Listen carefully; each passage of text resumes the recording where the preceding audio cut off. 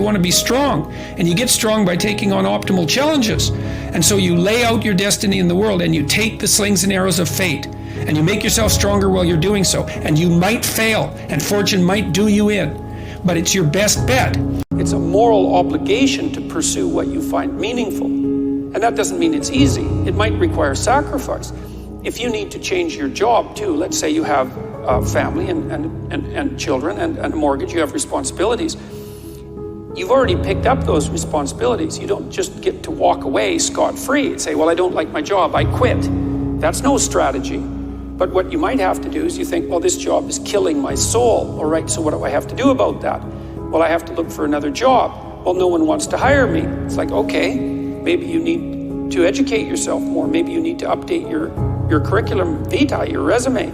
Maybe you need to overcome your fear of being interviewed.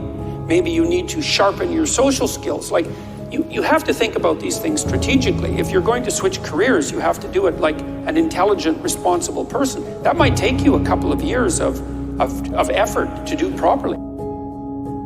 We're built for struggle, us human beings. We're built to contend with the world. We're built to contend with reality. You want a challenge, and the best way that you can take on a challenge, because a challenge fortifies you. So you don't want to be secure. And you know, people have extracted unbelievable successes out of catastrophic failures. And I'm not saying that in a naive way. I know perfectly well what happens to people. You know, you're doing fine in life, and then you get cancer, and then 6 months later you're dead. And all the heroism in the world isn't going to save you at that point. But that's not the point. That's not the point. Life is bounded by mortality.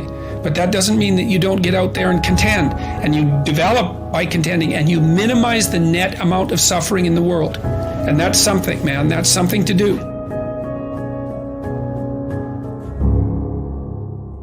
Compare yourself to who you were yesterday, not to who someone else is today.